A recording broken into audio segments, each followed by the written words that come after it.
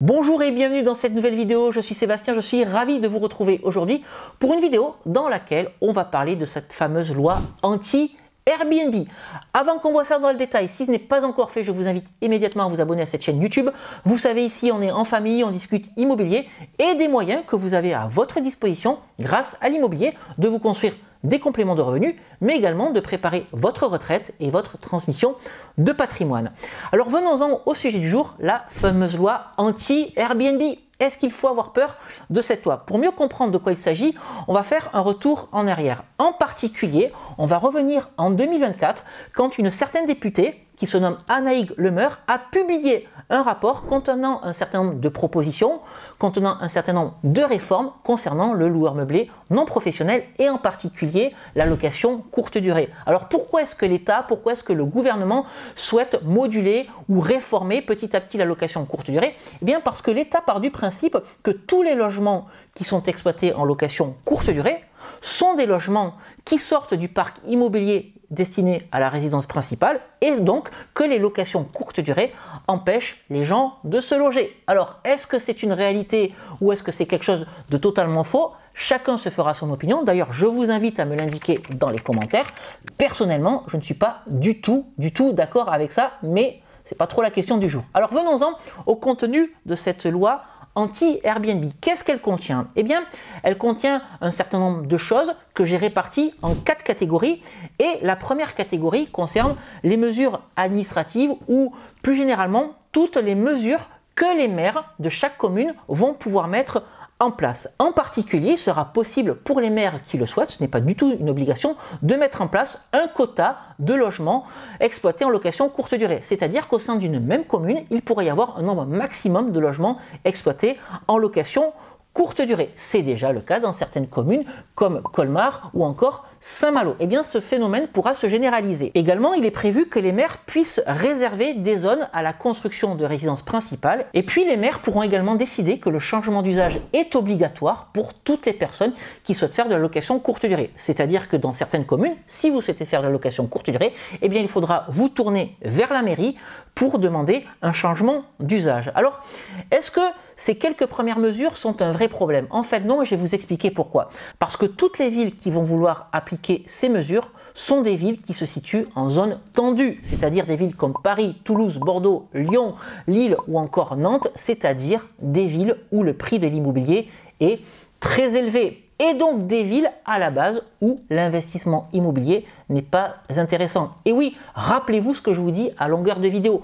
Si vous souhaitez faire de la location courte durée, c'est très bien. C'est pas moi qui vais vous interdire d'en faire. Mais par contre, avant de faire de la location courte durée, assurez-vous au préalable que votre bien immobilier est rentable en location traditionnelle, c'est-à-dire en location longue durée. Et dans les villes qui se situent en zone tendue, encore une fois, Lille, Paris, Bordeaux, Toulouse, Nantes, etc., vous n'aurez pas de rentabilité en location classique. Et donc, pas la peine de penser à la location courte durée dans ces villes-là. Ensuite, deuxième mesure administrative concernant cette fameuse loi anti-Airbnb, il est prévu le déploiement du principe du numéro d'enregistrement. Aujourd'hui, dans certaines communes, si vous souhaitez faire du Airbnb, il faut obtenir un numéro d'enregistrement délivré par la mairie. C'est une espèce de numéro de sécurité sociale attribué à votre logement et ce numéro d'enregistrement, eh bien, doit être ensuite publié sur toutes les annonces, sur Airbnb par exemple, sur Booking, etc. Bref, sur toutes les plateformes sur lesquelles vous faites de la location courte durée. Ce numéro d'enregistrement, pour l'obtenir, c'est pas très compliqué, il suffit de se déclarer. Mais j'ai envie de dire,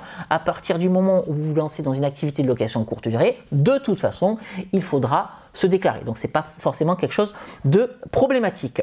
Et puis, dernière mesure que je trouve un petit peu plus bizarre, c'est que cette loi anti-Airbnb laisse toujours à l'appréciation des maires, mais la possibilité de réduire le nombre de jours sur lesquels il sera possible de faire de la location courte durée dans sa résidence principale. Jusqu'à présent, vous aviez la possibilité de faire de la location courte durée dans votre résidence principale, mais à hauteur de 120 jours. Attention, cette limite de 120 jours concernait la location de l'intégralité de votre résidence principale. C'est-à-dire que si vous souhaitez louer une chambre ou 2 chambres uniquement dans votre résidence principale, là, vous pouvez aller au-delà de la limite des 120 jours. Eh bien, désormais, les maires pourront décider que cette limite de location courte durée dans votre résidence principale passe de 120 jours à 90 jours. Et c'est là que je ne comprends pas trop cette mesure, parce que je ne comprends pas en quoi le fait de limiter la location courte durée dans une résidence principale à 90 jours améliorera la crise du logement. À part empêcher les gens de gagner de l'argent avec leur propre résidence principale, je ne vois aucune explication rationnelle.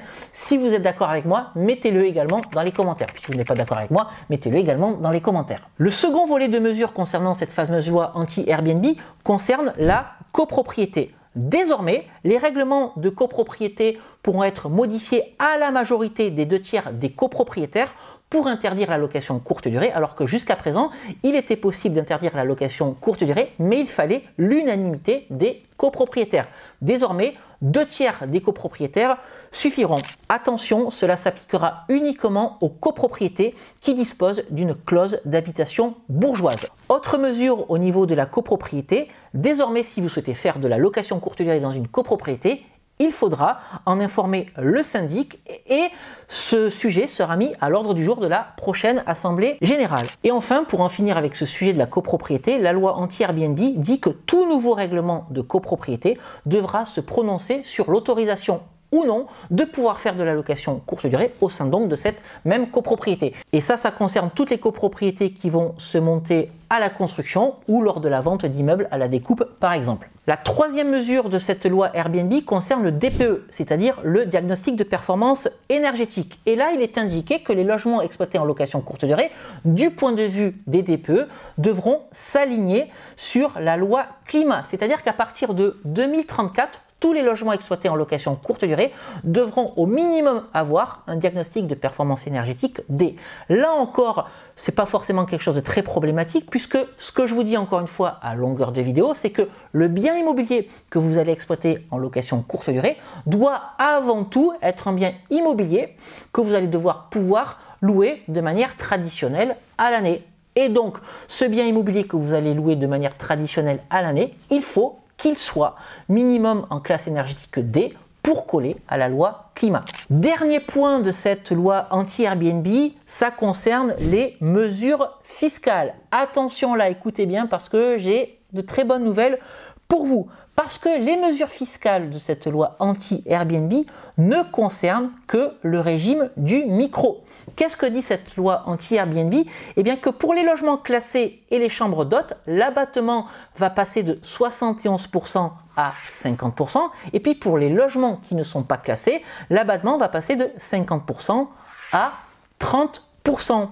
Alors pourquoi est-ce que je parle de bonnes nouvelles? Parce que la majeure partie des investisseurs immobiliers qui font de la location courte durée sont au régime du réel. Je vous rappelle rapidement le mode de fonctionnement du régime du réel. Votre base imposable, c'est votre chiffre d'affaires, moins les charges, moins les amortissements. Et pourquoi est-ce que je parle de bonnes nouvelles? Parce que les amortissements continueront à être intégrés dans le calcul de l'assiette d'imposition. J'insiste et je le redis, c'est au régime du réel qu'il faut être si vous souhaitez éviter l'impôt en tant que loueur meublé non professionnel. Alors il y a quand même un petit bémol. Ce petit bémol concerne la réintégration des amortissements dans le calcul de la plus-value. Alors est-ce que c'est vraiment un problème? J'ai envie de dire oui et non. Oui, parce qu'on ne va pas se mentir, si vous avez besoin de revendre un bien immobilier, c'est toujours mieux d'être moins fiscalisé sur la plus-value. Non, parce que si vous êtes comme moi, si vous êtes investisseur immobilier, vous investissez avant tout pour encaisser des loyers, dégager du cash flow et donc vous constituer de la trésorerie. La revente, c'est pas forcément quelque chose à laquelle on passe quand on souhaite investir dans l'immobilier. En tout cas, c'est la manière dont je fonctionne quand je fais de l'investissement locatif. Et puis, si vous souhaitez échapper à toutes ces mesures fiscales, eh bien pourquoi pas investir en SCI à l'IS? Parce que pour le coup, il n'y a aucun impact sur la fiscalité. Lorsque vous investissez en société, en SCI à l'IS par exemple, eh bien, vous êtes de toute façon au régime du réel.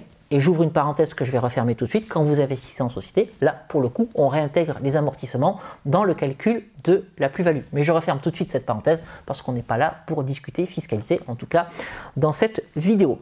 Voilà donc pour les mesures principales de cette loi anti-Airbnb. Je récapitule, des mesures administratives avec plus de pouvoir laissé au maire, mais vous voyez que tout ce qui est déclaratif, changement d'usage, numéro d'enregistrement, c'est pas forcément quelque chose qui est impactant parce que, encore une fois, j'insiste, ce n'est pas dans des villes en zone tendue qu'il va falloir investir. Sur les mesures concernant la copropriété, eh bien, il suffira de se déclarer. Alors, je vais vous donner un petit tips.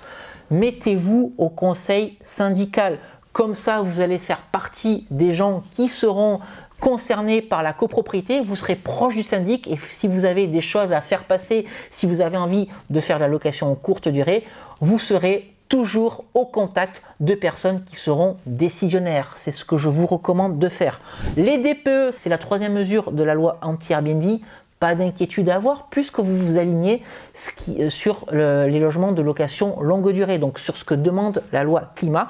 Et enfin, vous voyez, concernant les mesures fiscales, elles ne concernent que le régime du micro. Donc pas de quoi s'inquiéter.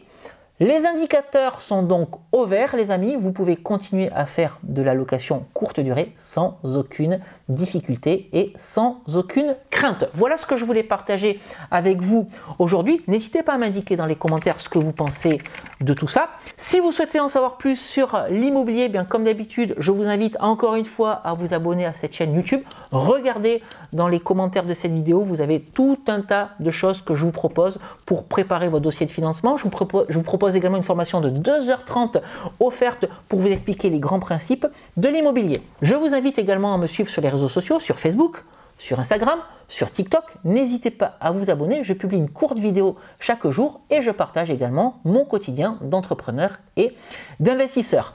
Voilà les amis, écoutez, je crois que je vous ai tout dit. On va donc se quitter ici pour aujourd'hui et puis comme d'habitude, on se retrouve très prochainement pour une nouvelle vidéo. Je vous dis à très bientôt. Ciao.